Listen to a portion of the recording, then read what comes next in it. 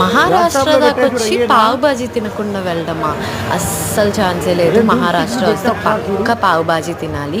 And ఇక్కడ ఉడిపి భవన్ అని సాయిబాబా గుడి పక్క సందులోనే ఇలా ఫుడ్ స్ట్రీట్ ఉంటుంది, ఉడిపి జంక్షన్ అని.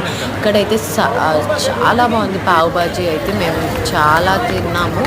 అండ్ అక్కడ పక్క సందులో స్టార్టింగ్లో పానీపూరి, హోల్ షిరిడీలో పానీపూరి ఇక్కడే చాలా బాగుంది. నేనైతే 3 ప్లేట్స్ తిన్నాను, అసలు చాలా బాగుంది. అండ్ తర్వాత ఎర్లీ మార్నింగ్ లేచేసి రెడీ అయిపోయి ఇంకా ట్రైన్కి ఒక 4 hours ఉందనగా మేమైతే రెడీ అయిపోయాము. అండ్ కింద వాసవి మాత టెంపుల్ ఉంటే మేము అక్కడికి వెళ్ళి కాసేపు కూర్చొని ఇంకా పంతులు గారు హారతి ఇచ్చాక మేమైతే ప్రసాదం తీసుకొని ఇంకా కింద టిఫిన్ సెక్షన్స్ ఉంటే మేమైతే అక్కడికి వెళ్ళాము. సో అండ్ అక్కడ టిఫిన్స్ చాలా బాగున్నాయి. అండ్ కాఫీ అయితే చాలా అంటే చాలా బాగుంది, ఎందుకంటే చిక్కటి పాలతో ఇస్తున్నారు కాఫీ. ఈవెన్ మిల్క్ ప్యాకెట్ అలా కట్ చేసి అలా వేసేస్తున్నారు, వాటర్ కొద్దిగా కూడా యాడ్ చేయట్లా.